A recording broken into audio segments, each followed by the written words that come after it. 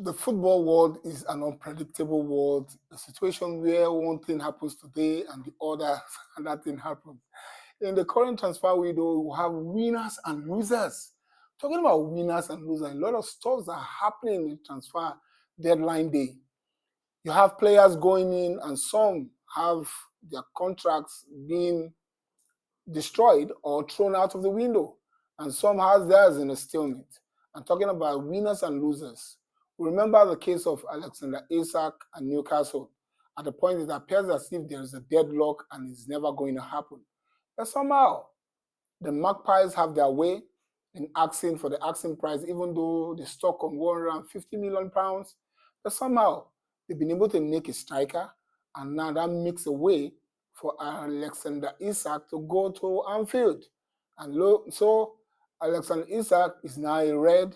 He has gone to Anfield for £125 million.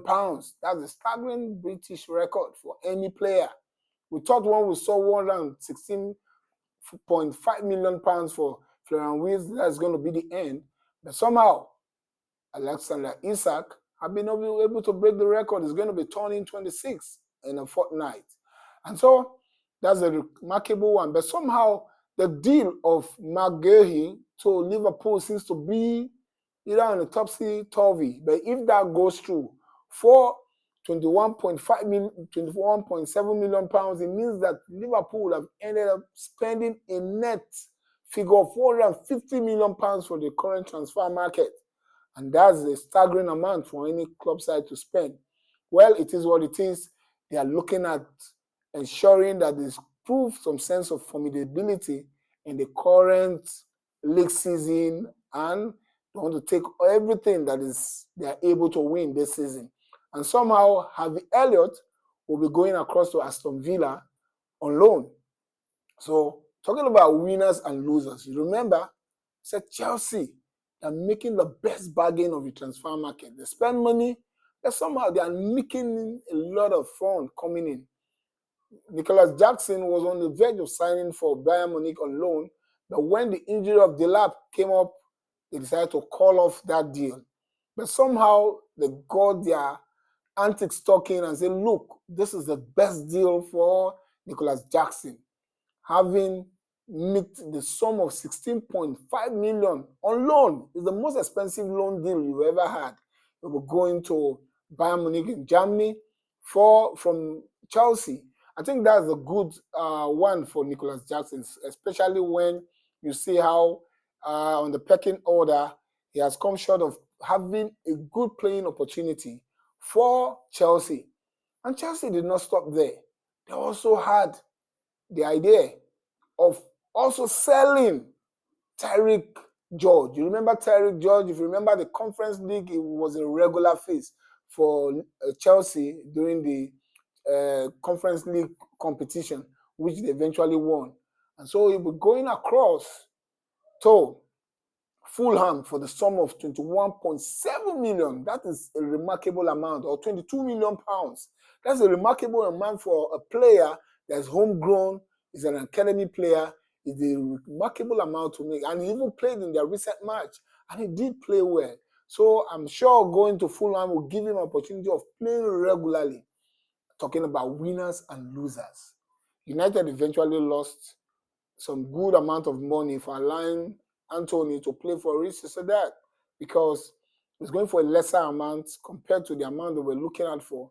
So a cutthroat price for a player that is already in the bomb squad is not bad. For 21.5 million thereabout, that they decided to nick him over to Spain is not too bad. At least they didn't lose the money. United also got one of the players in the bomb squad on loan, talking about Jadon Sancho, who didn't refuse to go to Germany and is opting to play for Aston Villa on loan. And so let's see how that is going to play out for him.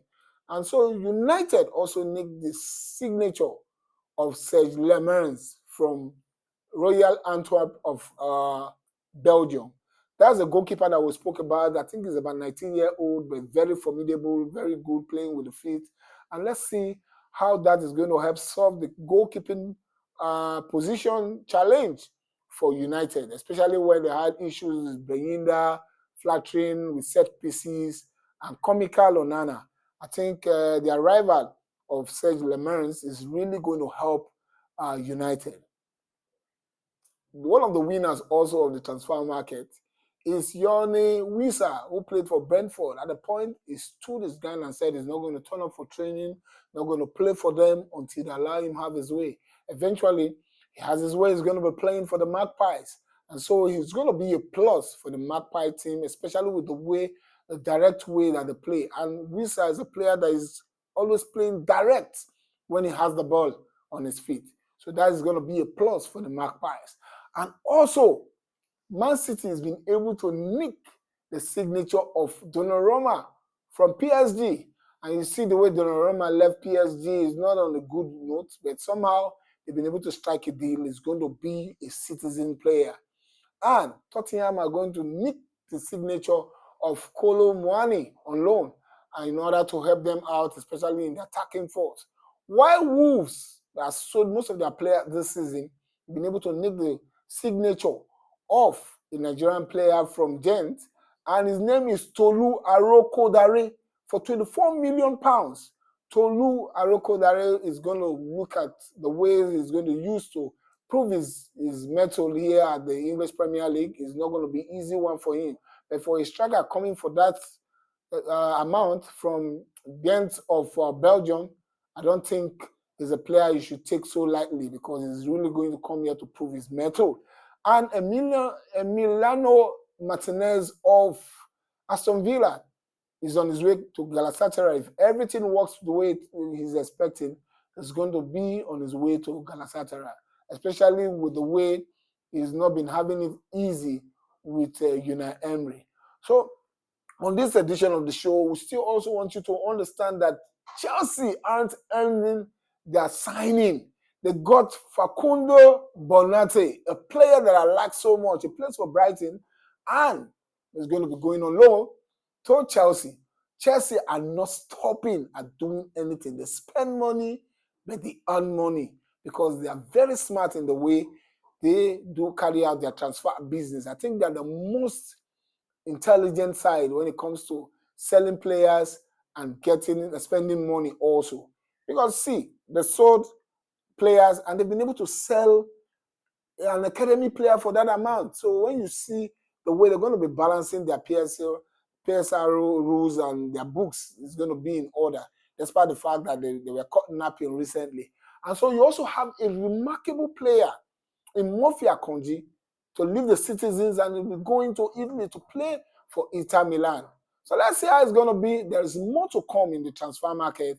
And until then, don't forget that this is the Offside. Follow us on all our social media handles.